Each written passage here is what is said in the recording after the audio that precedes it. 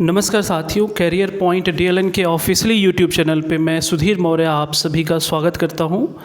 जैसा कि साथियों आपको पता है, हमारा ये जो चैनल है ये पूरी तरीके से आपके कॉम्पिटिटिव एग्ज़ाम की तैयारी के लिए समर्पित है। आज हमने आपके लिए एक लाइव टेस्ट सीरीज़ में भारत का संविधान टॉपिक लेके आए हुए हैं, कॉन्स्टिट्यूशन ऑफ इंडिया। और आज के जो क्वेश्चन है वो बेसिक कॉन्सेप्ट से रिलेटेड हैं, यानी कि हमने संविधान के ऐसे प्रश्नों को लिए हैं जो शुरू से लेकर लास्ट तक उसके जितने भी टॉपिक हैं, मैंने पूरा प्रयास किया है कि आप एक बार बेसिक कॉन्सेप्ट के थ्रू क्वेश्चन के माध्यम से अपने आंसर को कर सकें। इसके बाद हम इसमें जितने भी इसमें विशिष्ट क्वेश्चन बन सकते हैं उसकी भी एक सीरीज़ आपके लिए लेकर आएंगे। ठीक है दोस्तों, तो आज की जो शुरुआत है, आज के जो क्वेश्चंस हैं वो मैं शुरू करने जा रहा हूं। और आपको क्या करना है कि आपके सामने विकल्प है और आप अपने चैट के माध्यम से ज़रूर अपना आंसर सबमिट करते रहें। आज का ये रहा आपके लिए पहला प्रश्न। आज जो सीरीज़ है इसमें बहुत सारे क्वेश्चन हैं और मैं उम्मीद करता हूं कि आप सभी जल्दी जल्दी से अपना आंसर बताते रहेंगे। ठीक है, तो ये रहा आपके लिए पहला क्वेश्चन। संविधान सभा की प्रथम बैठक कब हुई थी? आपके विकल्प हैं 9 दिसंबर 1946, बी विकल्प है 11 दिसंबर 1946, या फिर 13 दिसंबर 1946, या फिर 21 दिसंबर 1946। जितने भी हमारे नए स्टूडेंट इस चैनल से जुड़ रहे हैं वो ज़रूर हमारे चैनल को सब्सक्राइब भी कर दें, जिससे उनको नोटिफिकेशन समय से मिलते रहें। बिल्कुल साथियों, देखिए ये जो क्वेश्चन नंबर फर्स्ट है इसका जो आंसर है वो है ऑप्शन ए, 9 दिसंबर 1946। ठीक है, बढ़ते नेक्स्ट क्वेश्चन की तरफ। जो क्वेश्चन नंबर सेकेंड है, संविधान सभा के अस्थायी अध्यक्ष के रूप में किसे नियुक्त किया गया था? जो इसके टेम्पररी चेयरमैन थे वो कौन बने थे? जल्दी जल्दी से आप सभी अपना अपना आंसर बताते रहें।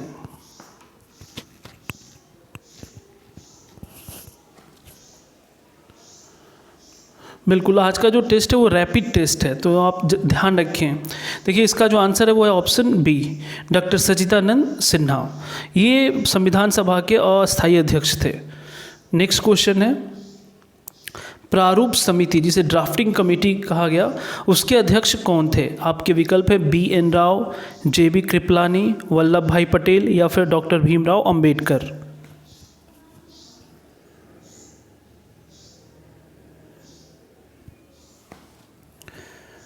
देखिए जो क्वेश्चन नंबर 3 है इसका जो आंसर है वो है ऑप्शन डी, जो डॉक्टर भीमराव अंबेडकर थे उन्हें ड्राफ्टिंग कमेटी का अध्यक्ष माना गया था।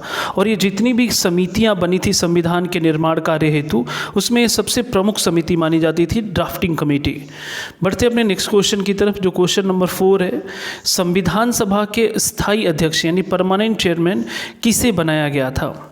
आपके विकल्प है डॉक्टर भीमराव अंबेडकर, डॉक्टर के एम मुंशी, डॉक्टर राजेंद्र प्रसाद, या फिर डॉक्टर सच्चिदानंद सिन्हा।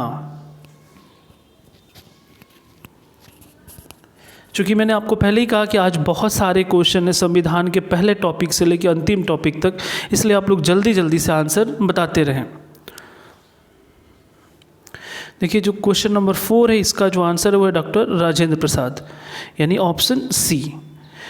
तो यहाँ तक आपने ध्यान दिया होगा, जो अस्थायी अध्यक्ष थे वो थे डॉक्टर सच्चिदानंद सिन्हा, स्थायी अध्यक्ष कौन हुए? डॉक्टर राजेंद्र प्रसाद, प्रारूप समिति के अध्यक्ष थे डॉक्टर भीमराव अंबेडकर, और संविधान की जो पहली बैठक हुई थी वो हुई थी 9 दिसंबर 1946 को। बढ़ते अपने नेक्स्ट क्वेश्चन की तरफ। जो क्वेश्चन नंबर 5 है, संविधान सभा के अंतिम रूप से संविधान को कब पारित कर दिया गया? इंडियन कॉन्स्टिट्यूशन को कब एडॉप्टेड किया गया? आपके विकल्प हैं 26 जनवरी 1950, 15 अगस्त 1947, 2 अक्टूबर 1949, या फिर 26 नवंबर 1949।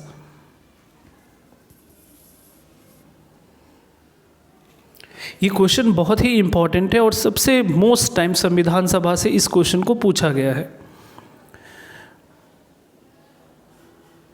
देखिए इस क्वेश्चन का जो आंसर है वो है ऑप्शन डी, 26 नवंबर 1949। कभी भी आपसे पूछे कि अंतिम रूप से संविधान को कब पारित किया गया या कब एडॉप्ट किया गया, तो उसका आंसर होगा ऑप्शन डी, 26 नवंबर 1949। ठीक है, बढ़ते अपने नेक्स्ट क्वेश्चन की तरफ। जो क्वेश्चन नंबर 6 है, भारतीय संविधान किस दिन से पूर्णतः लागू हुआ था?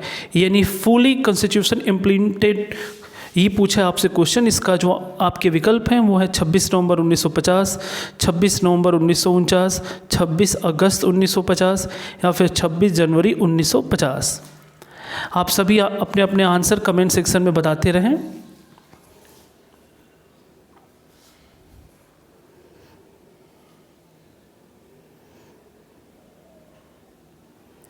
बिल्कुल, देखिए जो क्वेश्चन नंबर 6 है इसका जो आंसर है वो है ऑप्शन डी, 26 जनवरी 1950। ठीक है, तो इसके पहले वाला जो क्वेश्चन था वो उसका जो आंसर था वो 26 नवंबर 1949 था, और ये लागू पूर्णतः कब से हुआ, तो वो हुआ 26 जनवरी 1950।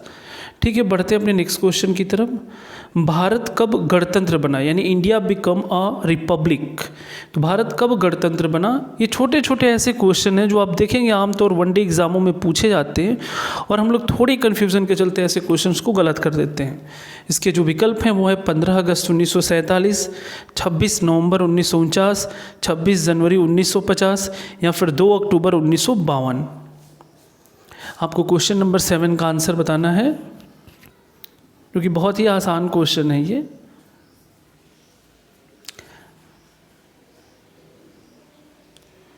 देखिए जो क्वेश्चन नंबर 7 है इसका जो आंसर है वो है ऑप्शन सी, 26 जनवरी 1950। इसीलिए इस दिन गणतंत्र दिवस भी आप क्या करते हैं, हम सभी मनाते हैं।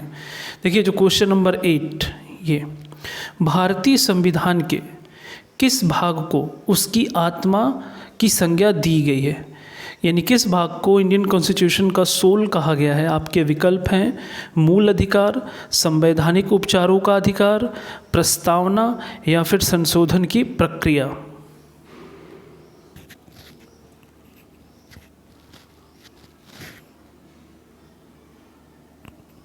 दोबारा से मैं बताना चाहूँगा कि जितने भी नए स्टूडेंट हमारे इस लाइव चैट के थ्रू जुड़ रहे हैं वो ज़रूर अपने आंसर जो भी कमेंट सेक्शन में बताते हैं वो क्वेश्चन नंबर के साथ बताया करें। जैसे क्वेश्चन नंबर 8 इसका जो भी विकल्प होगा वो लिखा करें, तो क्वेश्चन नंबर के साथ ही अपने आंसर को सबमिट किया करें। ठीक है, देखिए जो क्वेश्चन नंबर 8 है इसका जो आंसर है वो है आपका ऑप्शन सी, प्रस्तावना। यहाँ ध्यान देने योग्य बात है कि कभी भी आपसे पूछे कि संविधान के किस भाग को उसकी आत्मा कहा जाता है, तो आप हमेशा प्रियम्बल यानी प्रस्तावना को बोलेंगे। लेकिन अगर ये क्वेश्चन यही कोट कर दे कि डॉक्टर भीमराव अंबेडकर के अनुसार संविधान की आत्मा किसे कहते हैं, तो उसका आंसर हो जाता है ऑप्शन बी, संवैधानिक उपचारों का अधिकार। तो ध्यान है, अगर भीमराव अंबेडकर को कोट करे तब संवैधानिक उपचारों का अधिकार, अदरवाइज हमेशा इसका उत्तर होगा प्रस्तावना। ठीक है, तो बढ़ते हैं अपने नेक्स्ट क्वेश्चन की तरफ। जो क्वेश्चन नंबर 9 है, संविधान सभा ने राष्ट्रगान को कब स्वीकार किया। आपके विकल्प है 24 जनवरी 1950, 26 जनवरी 1950, 15 अगस्त 1947 या फिर 22 जुलाई 1950। हम सभी एकदम क्रमिक ढंग से क्वेश्चंस को ले रहे हैं इंडियन कॉन्स्टिट्यूशन के, तो चूंकि क्रमिक ढंग से है और ये बेसिक क्वेश्चन है इसलिए मैं आपको कम समय भी दे रहा हूँ, तो इसलिए आप जल्दी जल्दी आंसर बताते रहें।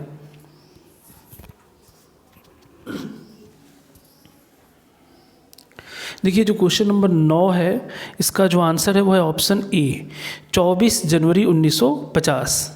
ठीक है, 24 जनवरी 1950 को ही संविधान सभा ने राष्ट्रगान को स्वीकार किया था। बढ़ते अपने नेक्स्ट क्वेश्चन की तरफ। जो क्वेश्चन नंबर 10 है, भारतीय नागरिकों को प्राप्त मूल अधिकारों की संख्या कितनी है। जो फंडामेंटल राइट्स हैं वो हमारे कितने हैं ये आपको बताना है। आपके विकल्प हैं, पहला विकल्प है 5, फिर 6, फिर 7, फिर 8। तो ये चारों विकल्प है, इसमें से आप अपना अपना आंसर बताएं।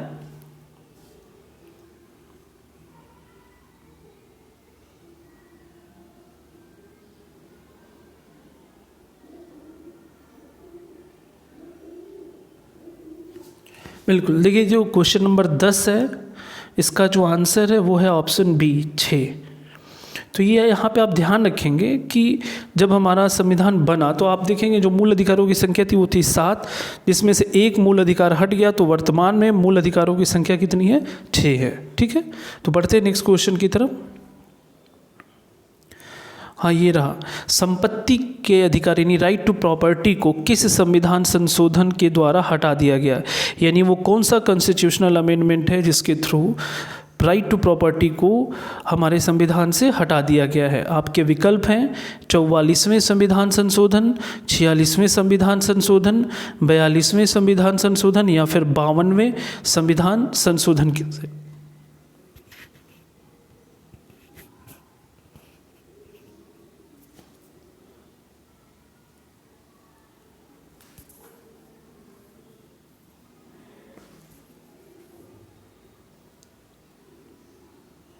देखिए जो क्वेश्चन नंबर आपका ये क्वेश्चन नंबर 11 है, इसका जो आंसर है वो है ऑप्शन ए 44 कॉन्स्टिट्यूशनल अमेंडमेंट, यानी 44वें संविधान संशोधन जो कि 1978 में हुआ था, उसके थ्रू संपत्ति के अधिकार को हमारे मूल अधिकार की कैटेगरी से हटा दिया गया। तो जो 7 मौलिक अधिकार थे अब घट के कितने हो गए, 6। तो ये आप ध्यान रखेंगे कि इस संपत्ति के अधिकार को 44वें से हटाया गया है। बढ़ते हैं अपने नेक्स्ट क्वेश्चन की तरफ। जो क्वेश्चन नंबर 12 है, मूल अधिकारों का रक्षक यानी फंडामेंटल राइट्स प्रोटेक्टर किसे कहा जाता है? आपके विकल्प हैं सर्वोच्च न्यायालय यानी सुप्रीम कोर्ट, उच्च न्यायालय या फिर यानी हाई कोर्ट, या फिर ए और बी दोनों, या फिर डी ऑप्शन संसद पार्लियामेंट।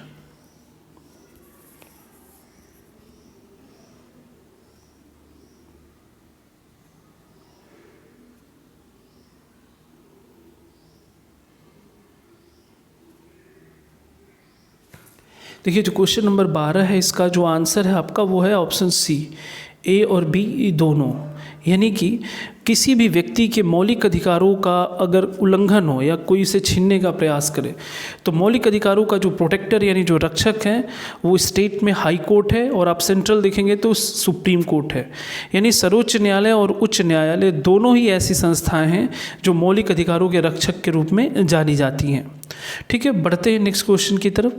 जो क्वेश्चन नंबर 13 है, 13 नंबर क्वेश्चन देखिए, किस अनुच्छेद के द्वारा 6 से 14 वर्ष तक के बच्चों के लिए शिक्षा का अधिकार यानी राइट टू एजुकेशन मूल अधिकार माना गया है? आपके विकल्प हैं, पहला विकल्प है अनुच्छेद 20 यानी आर्टिकल 20, या फिर आर्टिकल 21, या फिर आर्टिकल 21A, या फिर आर्टिकल 22।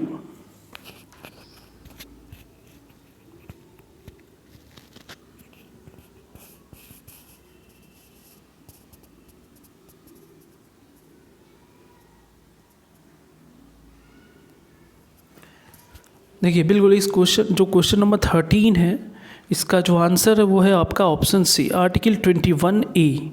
आप ध्यान रखेंगे कि कोई भी बीच में अगर कोई संविधान संशोधन किया जाता है तो अक्सर उसके आर्टिकल में clause A B C D या 1 2 3 करके ऐड हो जाते हैं। तो जो 6 से 14 वर्ष तक के बच्चों के लिए शिक्षा का अधिकार था, आप देखेंगे 86 कॉन्स्टिट्यूशनल अमेंडमेंट जो 2002 है यानी 86वां संविधान संशोधन, उसके थ्रू अनुच्छेद 21A में जोड़ा गया।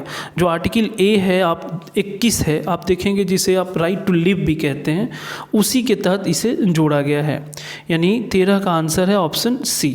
बढ़ते अपने नेक्स्ट क्वेश्चन की तरफ। जो क्वेश्चन नंबर 14 है, लोक कल्याणकारी राज्य की अवधारणा यानी वेलफेयर स्टेट इन इंडिया किसमें निहित है? आपके विकल्प हैं मूल अधिकार, राज्य की नीति निदेशक तत्व, मूल कर्तव्य, या फिर सर्वोच्च न्यायालय। आप ऐसे क्वेश्चन को कभी भी ध्यान से पढ़ेंगे अगर आपको डायरेक्ट आंसर ना आ रहा हो तो आप विकल्प को एलिमिनेट करके भी उत्तर प्राप्त कर सकते हैं।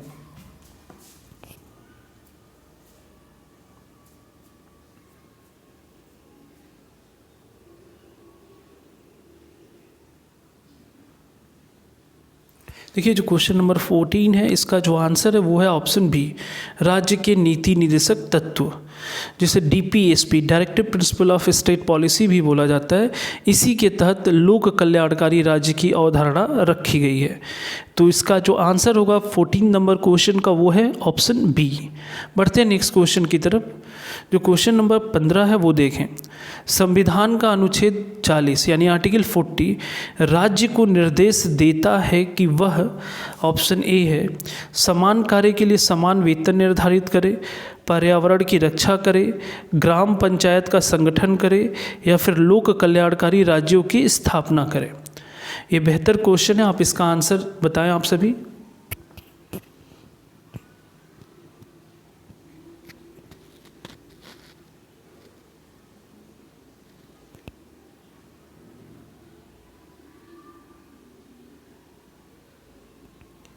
देखिए जो क्वेश्चन नंबर 15 है, 15, उसका जो आंसर है वो है ऑप्शन सी इस आर्टिकल को आप बहुत ध्यान रखेंगे कि अनुच्छेद 40 जो है वो ग्राम पंचायतों का संगठन से संबंधित है।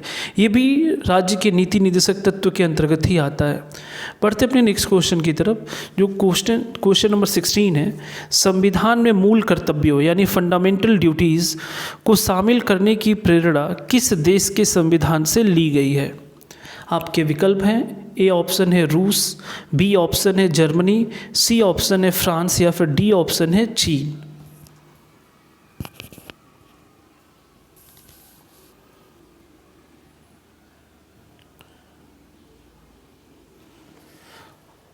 जल्दी जल्दी से अपने आंसर बताते रहें। देखिए जो 16 नंबर क्वेश्चन है इसका जो आंसर है वो है ऑप्शन ए यानी रसिया। आप देखेंगे कि हमारे संविधान में जो मूल कर्तव्यों को शामिल किया गया वो रूस के संविधान से प्रेरित होकर किया गया है। ठीक है, बढ़ते हैं नेक्स्ट क्वेश्चन की तरफ। जो क्वेश्चन नंबर 17 है उसे देखते हैं। संविधान में मूल कर्तव्यों की कुल संख्या कितनी है? संविधान में मूल कर्तव्यों की कुल संख्या कितनी है? 10, 11, 12 या फिर 13?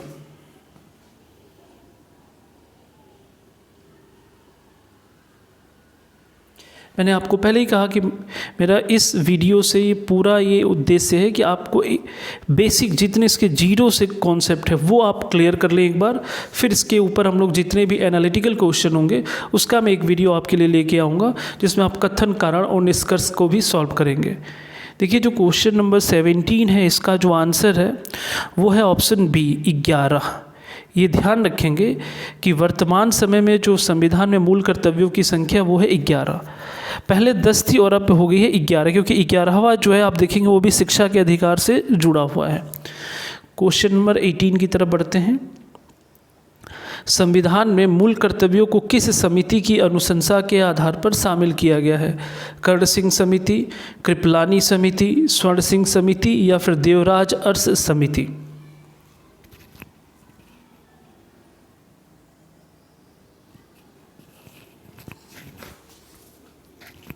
देखिए जो क्वेश्चन नंबर 18 है इसका जो आंसर है वो है ऑप्शन सी सरदार स्वर्ण सिंह समिति। सरदार स्वर्ण सिंह समिति के सिफारिश यानी अनुशंसा पे ही हमारे संविधान में मूल कर्तव्यों को जोड़ा गया। देखिए नेक्स्ट क्वेश्चन, क्वेश्चन नंबर 19। भारतीय संघ की शक्ति यानी executive power of the union किसमें निहित है? संसद, प्रधानमंत्री, राष्ट्रपति या फिर मंत्रिमंडल? क्वेश्चन नंबर 19 को ध्यान से पढ़ें और अपने अपने आंसर बताएं। भारतीय संघ की शक्ति किसमें निहित है?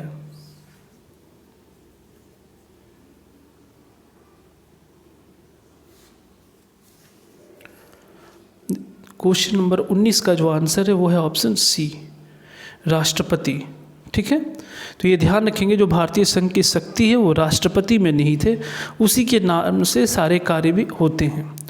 अब इस क्वेश्चन को थोड़ा ध्यान देंगे। Question number 20। राष्ट्रपति के निर्वाचक मंडल में यानी जो राष्ट्रपति का चुनाव होता है उसमें कौन कौन से लोग भाग लेते हैं?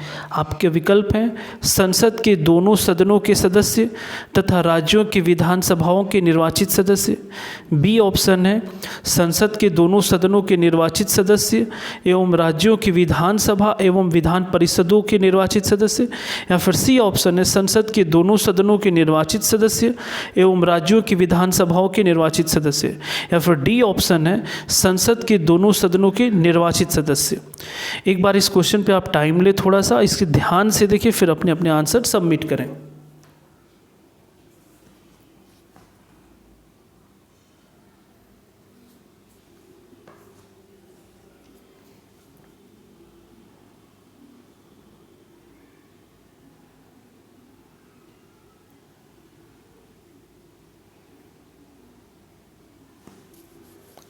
बिल्कुल, देखिए जो क्वेश्चन नंबर 20 है इसका जो आंसर है वो है ऑप्शन सी राष्ट्रपति या उपराष्ट्रपति के चुनाव से संबंधित एक बात आप ध्यान रखेंगे, अगर आपको कॉन्सेप्ट क्लियर है तभी आप उस क्वेश्चन का आंसर कर सकते हैं। देखिए, जो राष्ट्रपति का चुनाव होता है उसमें ऑप्शन सी पे विचार करेंगे। संसद के दोनों सदनों के निर्वाचित सदस्य एवं राज्यों की विधानसभाओं के निर्वाचित सदस्य भाग लेते हैं। कहने का मतलब है कि आप देखेंगे जो मनोनीत सदस्य होते हैं वो राष्ट्रपति के चुनाव में भाग नहीं लेते। उसका कारण ये है कि जो भी मनोनीत होते हैं संसद में वो राष्ट्रपति के ही द्वारा होते हैं, और जो राज्य में मनोनीत होते हैं वो राज्यपाल के द्वारा होते हैं। लेकिन कहीं ना कहीं राज्यपाल भी राष्ट्रपति के द्वारा ही बनाया गया होता है, इसीलिए राष्ट्रपति से संबंधित जो भी मनोनीत व्यक्ति हैं वो उसके चुनाव में भाग नहीं लेते। तो जितने भी निर्वाचित हैं, चाहे संसद हो चाहे राज्य की विधानसभा हो, बस वही राष्ट्रपति के चुनाव में भाग ले सकते हैं। तो 20 नंबर क्वेश्चन का जो आंसर है वो है ऑप्शन सी।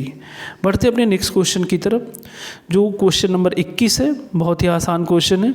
राष्ट्रपति के कार्यकाल की अवधि क्या है? 3 वर्ष, 5 वर्ष, 6 वर्ष या फिर कोई सीमा नहीं? ये छोटा क्वेश्चन है लेकिन इसमें भी कई लोग कंफ्यूजन कर सकते हैं।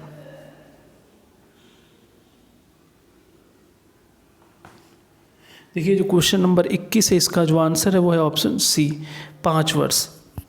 ठीक है, आप ये ध्यान रखें, अगर ये पूछ देता कि राष्ट्रपति कितनी बार निर्वाचित हो सकता है तो उसकी कोई सीमा नहीं है, वो कितनी भी बार राष्ट्रपति बन सकता है। लेकिन कार्यकाल अगर पूछे तो कार्यकाल 5 वर्ष का क्या है, एक बार में वो 5 वर्ष के लिए ही चुने जा सकते हैं।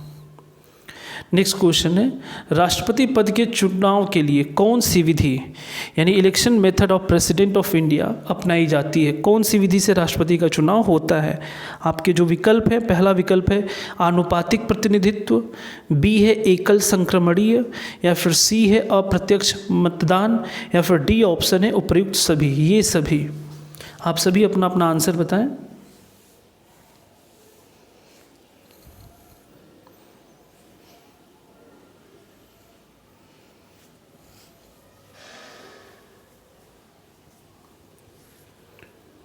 देखिए, जो क्वेश्चन नंबर 22 है इसका जो आंसर है वो है ऑप्शन डी, ये सभी। क्योंकि राष्ट्रपति के चुनाव को बोला ही जाता है कि आनुपातिक एकल संक्रमणीय अप्रत्यक्ष मतदान पद्धति के द्वारा ही राष्ट्रपति का चुनाव होता है। ठीक है, ये क्या पूरी प्रक्रिया है इसे आपको मैं राष्ट्रपति एक विशेष क्लास ले लूँगा, उसमें आपको पूरा डिटेल बताऊँगा कि कैसे वोटिंग अलग अलग की जाती है। एक बार में आप विकल्पों का चयन करते हैं, फिर उसके बाद आपके वोट कैसे ट्रांसफ़र होते हैं। ठीक है, तो बढ़ते हैं नेक्स्ट क्वेश्चन की तरफ। क्वेश्चन नंबर 23, निर्विरोध चुने जाने वाले राष्ट्रपति कौन थे? बीबी गिरी, नीलम संजीव रेड्डी, डॉक्टर राजेंद्र प्रसाद या फिर डॉक्टर APJ अब्दुल कलाम?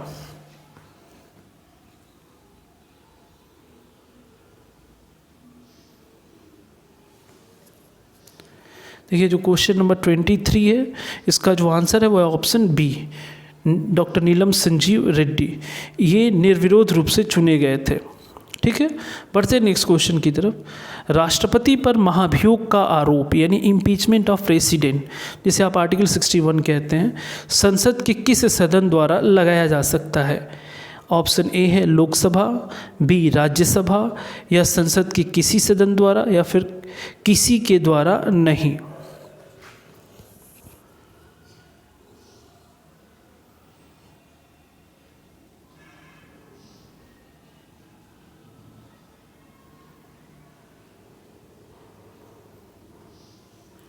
आप सभी अपने अपने आंसर बताते रहें। ये बहुत ही अच्छा क्वेश्चन है। जो क्वेश्चन नंबर 24 है, आप देखेंगे कि जो इम्पीचमेंट ऑफ प्रेसिडेंट बोला जाता है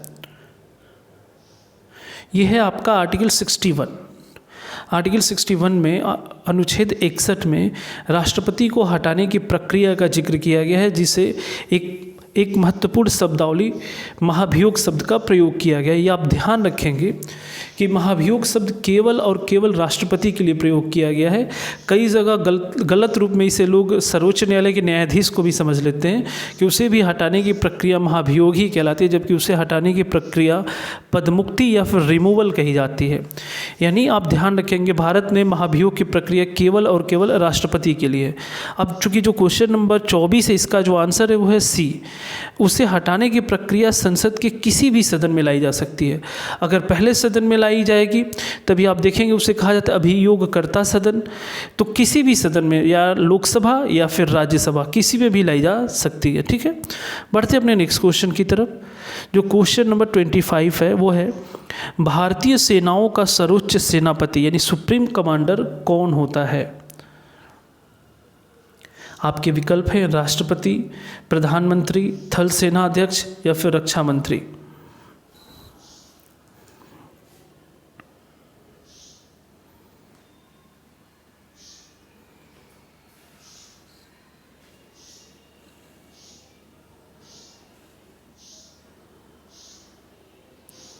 देखिए जो क्वेश्चन नंबर 25 है इसका जो आंसर है वो है ऑप्शन ए, राष्ट्रपति। ठीक है, राष्ट्रपति को तीनों सेनाओं का कमांडर भी कहा जाता है। बढ़ते हैं नेक्स्ट क्वेश्चन की तरफ। भारतीय संविधान के अनुसार संघ की कार्यपालिका की शक्ति किसमें निहित है, यानी executive power of the union किसमें निहित है? आपके विकल्प है राष्ट्रपति, प्रधानमंत्री, मंत्रिमंडल या फिर इनमें से सभी।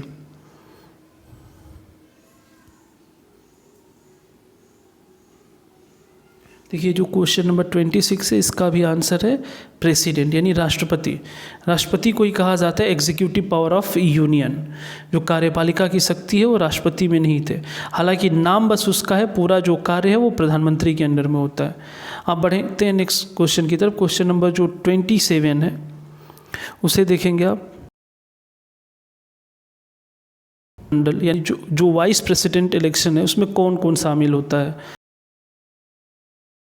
सिर्फ लोकसभा के सदस्य, राज्यसभा एवं लोकसभा के सदस्य या फिर राज्यसभा एवं लोकसभा के निर्वाचित सदस्य। बहुत थोड़ा सा ही इसमें अंतर है, तो आप ध्यान से इस क्वेश्चन का आंसर बताएं।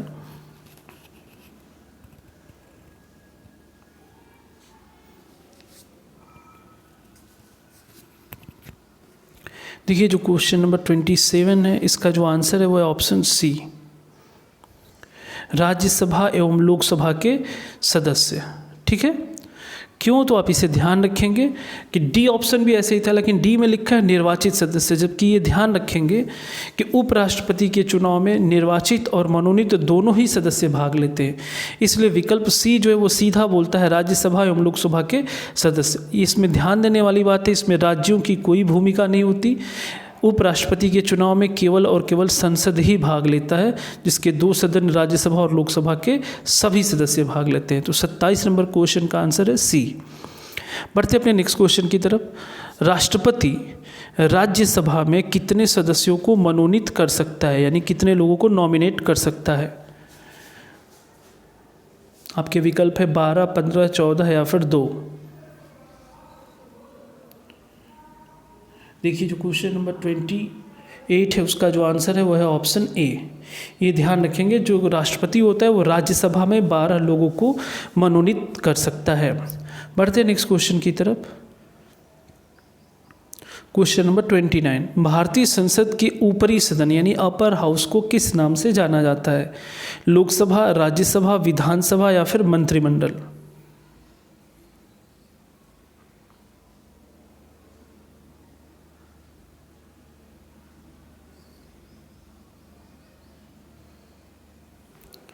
देखिए जो क्वेश्चन नंबर 29 इसका जो आंसर है वो है ऑप्शन बी, राज्यसभा। राज्यसभा को अपर हाउस बोला जाता है और लोकसभा को लोअर हाउस बोला जाता है। यहाँ ध्यान रखेंगे, जो संसद बोले तो संसद के मुख्यतः 3 अंग होते हैं जिसमें राष्ट्रपति भी शामिल होता है, लेकिन सदन आपसे पूछे तो सदन यानी हाउस केवल 2 होते हैं, लोकसभा और राज्यसभा। बढ़ते हैं नेक्स्ट क्वेश्चन की तरफ। प्रधानमंत्री की नियुक्ति यानी पीएम्स अपॉइंटमेंट कौन करता है? राष्ट्रपति, उपराष्ट्रपति, लोकसभा अध्यक्ष या फिर भारत का मुख्य न्यायाधीश?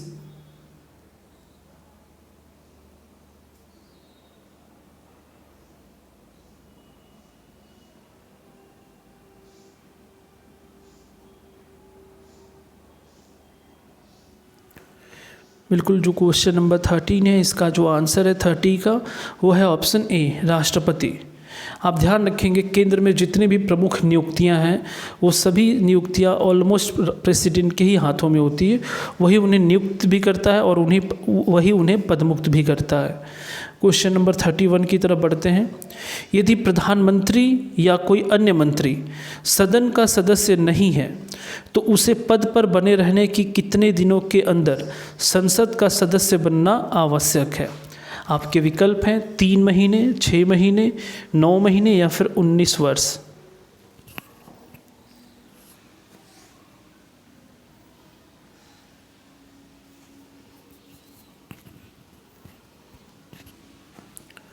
देखिए जो क्वेश्चन नंबर 31 है, इसका जो आंसर है वह है ऑप्शन बी, 6 माह तक। आप ध्यान रखेंगे चाहे पीएम हो या फिर कोई भी मंत्री हो, वो अधिकतम 6 महीने तक ही किसी पद पे शपथ लेके रह सकता है। उसे 6 महीने के अंदर संसद के किसी भी सदन का सदस्य होना जरूरी हो जाता है। ठीक है, बढ़ते हैं नेक्स्ट क्वेश्चन की तरफ। मंत्रिपरिषद सामूहिक रूप से, जो काउंसिल ऑफ मिनिस्टर्स हैं, किसके प्रति उत्तरदायी होते हैं? आपके विकल्प है राष्ट्रपति, लोकसभा अध्यक्ष, लोकसभा या फिर राज्यसभा।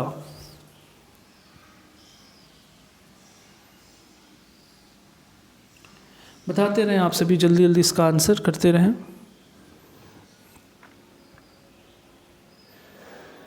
देखिए जो क्वेश्चन नंबर 32 है, उसका जो आंसर है वो है लोकसभा। ध्यान रखेंगे कि जो मंत्रिपरिषद होता है उसमें हर एक सदन के सदस्य हो सकते हैं, चाहे लोकसभा हो या फिर राज्यसभा, लेकिन उनकी जो जवाबदेहिता होती है, जो उनका सामूहिक उत्तरदायित्व होता है, वो हमेशा लोकसभा के प्रति होता है। तो 32 नंबर क्वेश्चन का आंसर है ऑप्शन सी। बढ़ते नेक्स्ट क्वेश्चन की तरफ। लोकसभा की अधिकतम सदस्यों की संख्या हो सकती है 545, 542, 550 या फिर 552।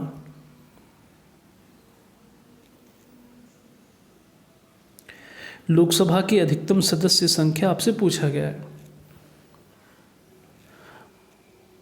देखिए जो क्वेश्चन नंबर 33 है, इसका जो आंसर है वो है आपका ऑप्शन डी, 552। ये ध्यान रखेंगे आप कि आपसे कभी भी पूछे लोकसभा की अधिकतम संख्या तो आप उसे 552 ही बोलेंगे, क्योंकि संविधान में इसी का उल्लेख है। लेकिन अगर आपसे ये पूछता है कि वर्तमान में कितने सदस्य हैं, तो आप कहते हैं 545 सदस्य हैं, लेकिन ये अधिकतम पूछा है तो मैक्सिमम है 552। ठीक है, बढ़ते हैं नेक्स्ट क्वेश्चन की तरफ। राज्यसभा की अधिकतम सदस्य संख्या कितनी है? 238, 245, 250 या फिर 262।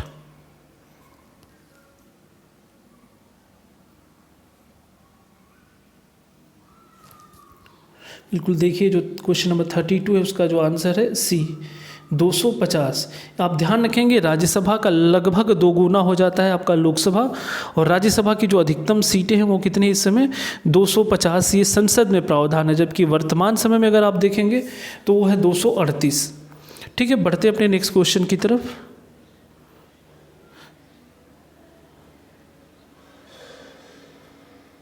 Question number 35। किसी विधेयक को धन विधेयक के रूप में कौन प्रमाणित करता है?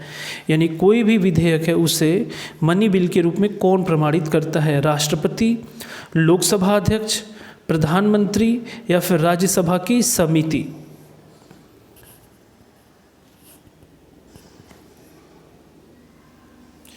जल्दी जल्दी आप सभी अपने कमेंट्स बताते रहें, क्योंकि ये सीरीज अभी थोड़ी और लंबी होने वाली है। मैक्सिमम क्वेश्चन को मैं सोच रहा हूँ कि इसमें शामिल कर लिया जाए, तो आपके आंसर के ऊपर ही डिपेंड करता है। देखिए जो क्वेश्चन नंबर 35 है, उसका जो आंसर है वो है आंसर ऑप्शन बी, लोकसभा अध्यक्ष। जो लोकसभा का अध्यक्ष होता है वही ये डिसाइड करता है कि कोई विधेयक वित्त विधेयक है या फिर धन विधेयक है। तो ये निर्णय ऑप्शन बी के ऊपर गया। ठीक है, क्वेश्चन नंबर 36। केंद्र सरकार का प्रथम विधि अधिकारी यानी फर्स्ट लॉ ऑफिसर कौन होता है? भारत का मुख्य न्यायाधीश, केंद्रीय विधि मंत्री, महान्यायवादी या फिर महाधिवक्ता।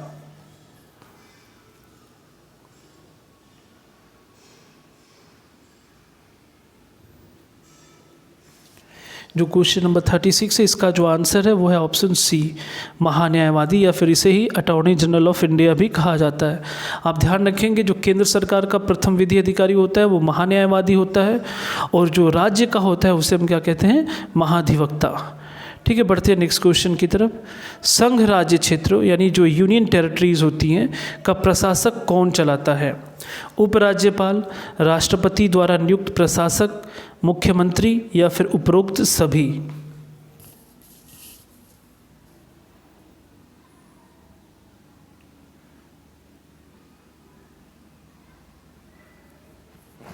देखिए साथियों, क्वेश्चन नंबर जो 37 है, इसका जो आंसर है वो है ऑप्शन बी, राष्ट्रपति द्वारा नियुक्त प्रशासक। ध्यान रखेंगे, केंद्र में तो राष्ट्रपति हो ही गया, राज्य में उसका प्रतिनिधि होता है राज्यपाल। वैसे यूनियन टेरिटरी जो होती हैं वहाँ पे भी जो उसका प्रतिनिधि होता है वही होता है। अब उसे कहीं राज्यपाल भी बोला जाता है, कहीं उपराज्यपाल, कहीं लेफ्टिनेंट। तो आप इसका आंसर सीधा यही बताएंगे कि संघ राज्य क्षेत्रों का जो प्रशासन चलाता है वो राष्ट्रपति द्वारा नियुक्त कोई प्रशासक ही होता है। क्वेश्चन नंबर 38 जो कि बहुत ही आसान है, इसका 2 सेकेंड में आंसर करें। भारत के प्रथम राष्ट्रपति कौन थे?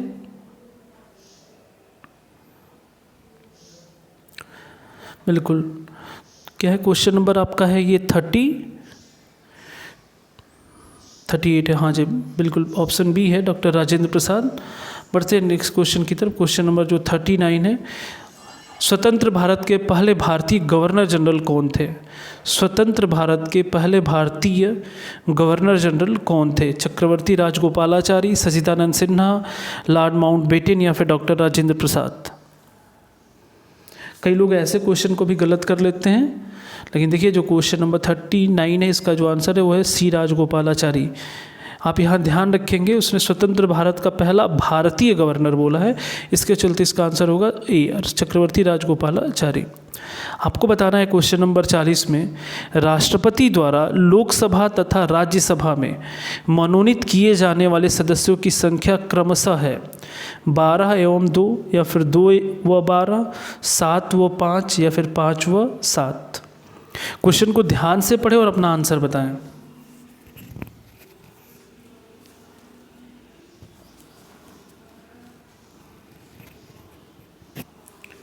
बिल्कुल, जो क्वेश्चन नंबर 40 है, इसका जो आंसर है वह है ऑप्शन बी। ध्यान रखेंगे, जो राष्ट्रपति मनोनीत करता है वो लोकसभा में 2 एंग्लो इंडियन होते हैं उन्हें करता है, और जो राज्यसभा में होते हैं वो होते हैं 12। ठीक है, तो बी ऑप्शन हुआ। क्वेश्चन नंबर 41 की तरफ बढ़ते हैं। लोकसभा एवं राज्यसभा के 2 अधिवेशनों के बीच अधिकतम कितने समय का अंतर होना चाहिए? 3 माह, 5 माह, 6 माह या फिर कोई निश्चित सीमा नहीं है?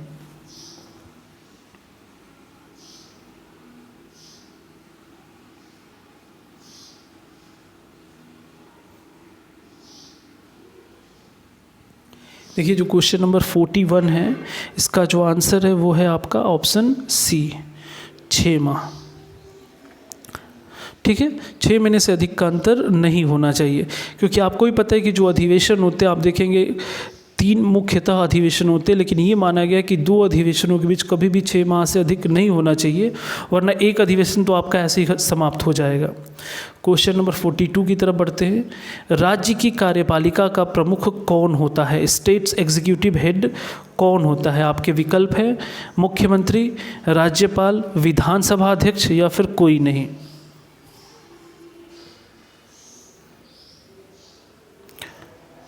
क्वेश्चन नंबर जो 42 है, इसका जो आंसर है वो है बी ऑप्शन, राज्यपाल। देखिए यहाँ मैं जल्दी जल्दी इसलिए बता रहा हूँ क्योंकि ये बहुत ही बेसिक क्वेश्चन है, बस पूरा यही हमारा उद्देश्य है कि आप इसको बस जल्दी जल्दी एक बार तैयार कर लें। ठीक है, 42 नंबर क्वेश्चन का आंसर है बी, राज्य की कार्यपालिका का प्रमुख राज्यपाल। अगर यही केंद्र बोलता तो इसका कौन हो जाता? राष्ट्रपति। बढ़ते नेक्स्ट क्वेश्चन की तरफ। संविधान के अनुसार विधानसभा के सदस्यों की अधिकतम संख्या होती है 500, 525, 552 या फिर 475?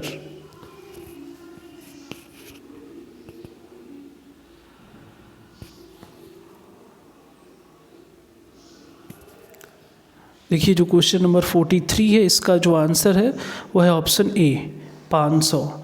ये ध्यान रखेंगे कि राज्यों की विधानसभा में जो मैक्सिमम नंबर ऑफ कैंडिडेट्स हो सकते हैं वो हो सकते हैं 500।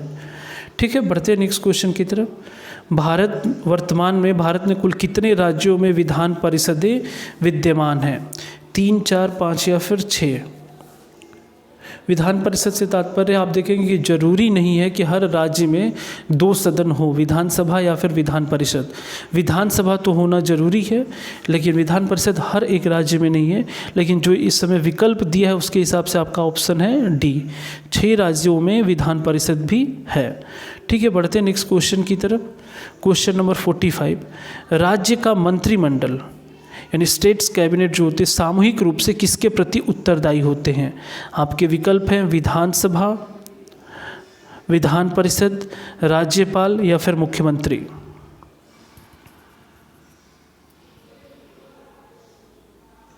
एक बार दोबारा सुन लें इस क्वेश्चन को। राज्य का मंत्रिमंडल सामूहिक रूप से किसके प्रति उत्तरदायी होता है? आपके विकल्प है विधानसभा, विधान परिषद, राज्यपाल या फिर मुख्यमंत्री।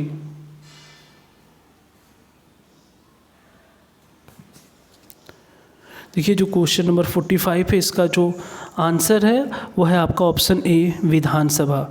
ये ध्यान रखेंगे कि केंद्र में जैसे केंद्र का मंत्रिमंडल सामूहिक रूप से लोकसभा के प्रति होता है, वैसे ही राज्यों में विधानसभा के प्रति होता है। विधानसभा का वर्ष में कम से कम कितने अधिवेशन होना अनिवार्य है? कम से कम कितने अधिवेशन होना अनिवार्य है? आपके विकल्प है 2, 3, 4, 5।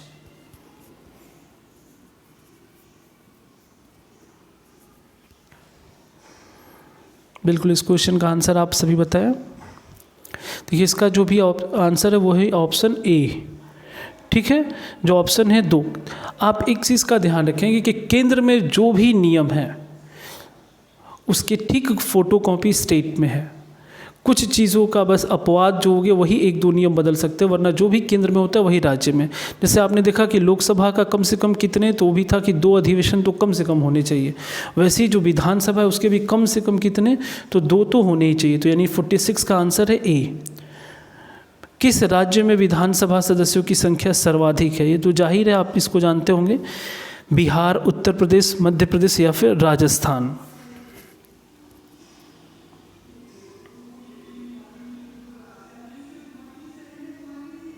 देखिए जो क्वेश्चन नंबर 47 है, इसका जो आंसर है वो है ऑप्शन बी, उत्तर प्रदेश। ठीक है, क्योंकि जहाँ की जनसंख्या ज़्यादा है, सीधी सी बात है, वहीं पे सदस्यों की संख्या भी क्या होगी, ज़्यादा होगी।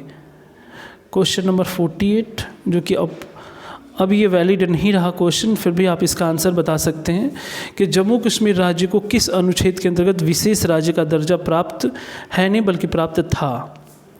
आपके आर्टिकल 352, 358, 370 या फिर 394?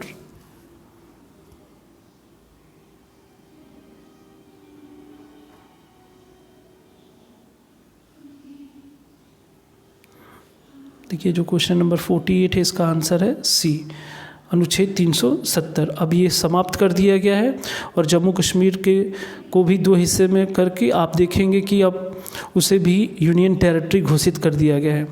भारत का नियंत्रक एवं महालेखा परीक्षक यानी controller and auditor general of India किसके द्वारा नियुक्त किया जाता है? संसद, राष्ट्रपति, प्रधानमंत्री या फिर योजना आयोग? आपको बताना है क्वेश्चन नंबर 49 का आंसर कि जो कैग होता है वो किसके द्वारा नियुक्त होता है? CAG। बिल्कुल, देखिए इस क्वेश्चन का जो आंसर है वो है ऑप्शन बी, राष्ट्रपति। जैसा कि आपको मैंने पहले ही बताया कि केंद्र में जितनी भी प्रमुख नियुक्तियां हैं वो सब के सब राष्ट्रपति के द्वारा ही की जाती हैं। भारत, क्वेश्चन नंबर जो 50 है, भारत का उच्चतम न्यायालय सुप्रीम कोर्ट ऑफ इंडिया कहाँ स्थित है? नई दिल्ली, कोलकाता, मुंबई या फिर चेन्नई?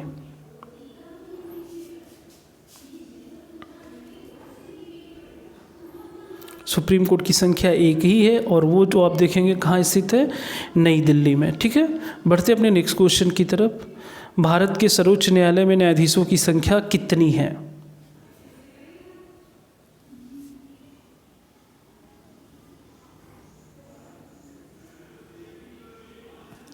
देखिए जो विकल्प दिए हैं उसके हिसाब से आपका जो आंसर होगा वो हो जाएगा ऑप्शन सी, 34।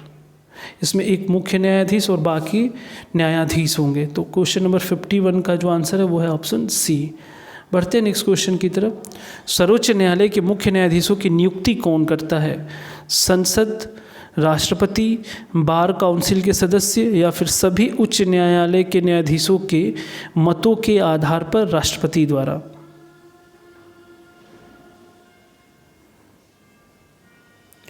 देखिए इसमें आप कंफ्यूज नहीं होंगे, सर्वोच्च न्यायालय के किसी भी न्यायाधीश या फिर उच्च न्यायालय के न्यायाधीश सबकी जो नियुक्ति होती है वो की जाती है किसके द्वारा? राष्ट्रपति के द्वारा।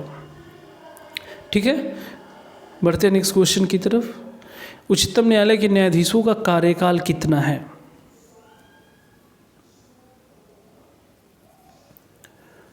बिल्कुल, देखिए जो क्वेश्चन नंबर 53 है इसका जो आंसर है वो है ऑप्शन डी 65 ईयर्स, 65 वर्ष। ठीक है, 65 वर्ष या फिर कहा जाता है 6 साल, जो भी पहले हो उसे ही। नेक्स्ट क्वेश्चन की तरफ बढ़ते हैं। सर्वोच्च न्यायालय के प्रथम मुख्य न्यायाधीश कौन थे? के.एन. वांचू, जी.वी. मावलंकर, हीरालाल जे कानिया या फिर सुकुमार सेन?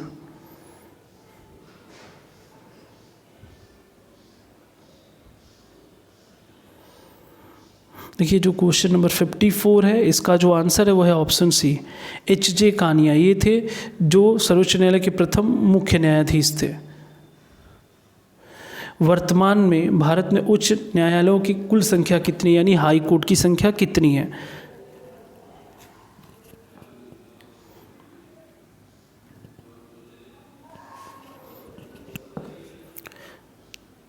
देखिए इस क्वेश्चन का जो आंसर अगर जो विकल्प दिया उस हिसाब से भी 24 कहेंगे, क्योंकि 21 थे, 3 बाद में बढ़े थे तो 24 हुए, लेकिन अब एक और बढ़ गया है, तो अब वर्तमान समय अगर आपसे कहे तो उसकी संख्या हो जाएगी 25, जो कि विकल्प में नहीं है। तो ये हाई कोर्ट की संख्या है इस समय। ठीक है, बढ़ते नेक्स्ट क्वेश्चन की तरफ। उच्च न्यायालय के मुख्य न्यायाधीशों की नियुक्ति कौन करता है? सर्वोच्च न्यायालय का मुख्य न्यायाधीश, राष्ट्रपति, राज्यपाल या फिर राज्य के बार काउंसिल के सदस्य?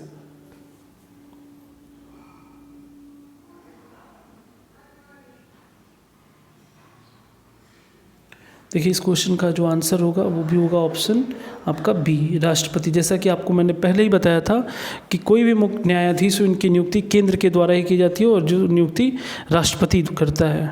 ठीक, उच्च न्यायालय के न्यायाधीशों के कार्यकाल की सीमा क्या है? 57 नंबर क्वेश्चन है कि उच्च न्यायालय के न्यायाधीशों की कार्यकाल की सीमा क्या है?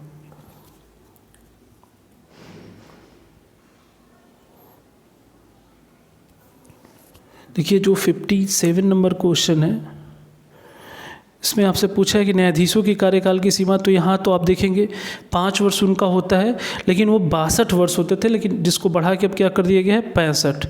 तो इस हिसाब से उपरोक्त में से कोई नहीं होगा इसका आंसर, क्योंकि 5 वर्ष या फिर 65 वर्ष ये है उच्च न्यायालय के न्यायाधीशों के कार्यकाल की सीमा। ठीक है, बढ़ते हैं नेक्स्ट क्वेश्चन की तरफ। किस उच्च न्यायालय की अधिकारिता सर्वाधिक क्षेत्रों पर है? यानी कौन सा हाई कोर्ट ऐसा है जो ज़्यादा क्षेत्र को कवर करता है न्यायालय के दृष्टिकोण से? आपके विकल्प है कलकत्ता, बम्बई, गुवाहाटी या फिर मद्रास।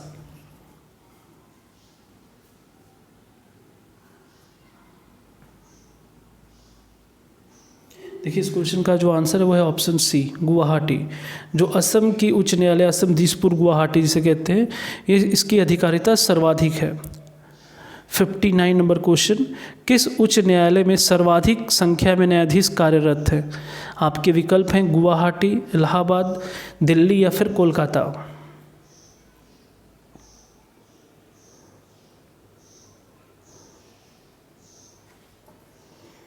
59 नंबर जो क्वेश्चन है इसका जो आंसर है वो है ऑप्शन बी इलाहाबाद।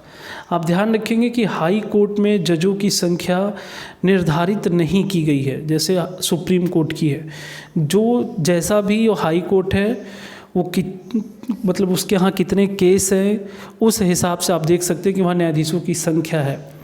तो चूँकि इलाहाबाद हाई कोर्ट जो है वो यहाँ पे केसों की संख्या तुलनात्मक रूप से और जगह से ज़्यादा है और यहाँ पे जजों की संख्या भी क्या है ज़्यादा है। तो कहीं कम भी हो सकते हैं, कहीं ज़्यादा भी हो सकते हैं। कहने का मतलब ये है कि फिक्स नहीं किया गया है। बढ़ते अपने 60 नंबर क्वेश्चन की तरफ, जो आज का लास्ट क्वेश्चन हम रखते हैं और बाकी क्वेश्चन को हम इसके पार्ट 2 में लेंगे, क्योंकि इसके आगे भी आप देख सकते हैं बहुत सारे क्वेश्चन, लेकिन आज हम 60 ही क्वेश्चन की सीरीज लेंगे। संविधान के किस अनुच्छेद के द्वारा राष्ट्रपति को सर्वोच्च न्यायालय से परामर्श मांगने का अधिकार प्राप्त है? आपके आर्टिकल है आर्टिकल 129, 131, 143 या फिर 145।